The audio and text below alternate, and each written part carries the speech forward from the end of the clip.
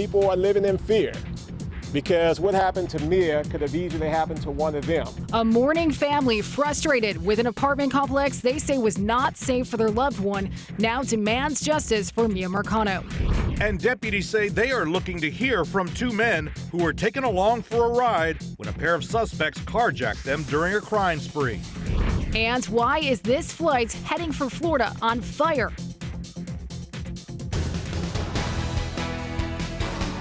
Fox 35 News at 10 starts now.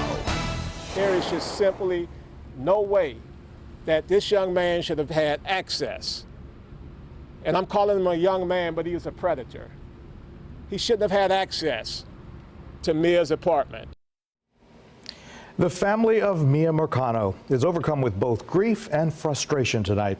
Emotions still running very high 1 day after Orange County deputies believe they found the body of the 19-year-old on Saturday.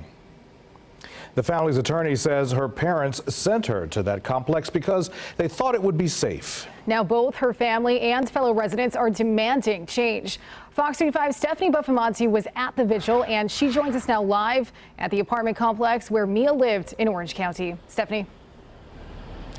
That is right. The family is demanding justice. They want to see change so that no other families go through a tragedy like this one. You can see just how loved 19-year-old Miya Marcano was. Her big family, all grieving her tragic loss. Her life cannot be taken in vain. One thing Miya taught us is to just love everybody. Deputies say her body was believed to be found Saturday morning at a different apartment complex after she was last seen at the Arden Villas where she lived and worked. Deputies say last week a maintenance worker at the complex used a master key fob to enter her room. Later that night, Miya was missing. They named Armando Caballero as a suspect. Her family is now questioning why he was able to get inside and is calling for change. You shouldn't feel unsafe where you live. That's supposed to be everyone's safe space. When you don't feel safe somewhere, you're supposed to be able to say, I'm going to go home, wrap myself up in a blanket and feel okay, and that's just not acceptable. The family attorney tells me a lawsuit has not been filed yet, but says they are ready to pursue one. They're calling on extensive background checks. They claim security cameras did not work and want better security policies. Miya's death was preventable. There is just no way that this man should have had access to her apartment or anyone else's apartment. The apartment complex hasn't responded to comment today, but last week told Fox 35 they are taking proactive steps to enhance security and that they put a guard at the front gate to document who comes and goes. They also say maintenance requests will be by appointment. The family is demanding more. You should not have to implement changes after the fact when something like this is just really common sense.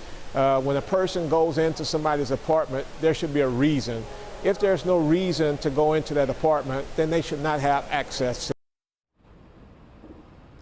Now, residents here at this complex have also been calling for change. They have a list of demands, too. Now, if you'd like to watch that full press conference from today, head to the Fox 35 News app. Reporting live in Orlando, Stephanie Buffamonte, Fox 35 News.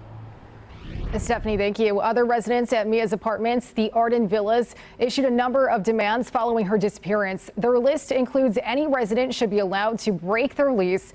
They want an updated policy on who can enter apartments and when, and they are also requesting security upgrades, including working security cameras. Fox 35 is working to get a response from the apartment complex management.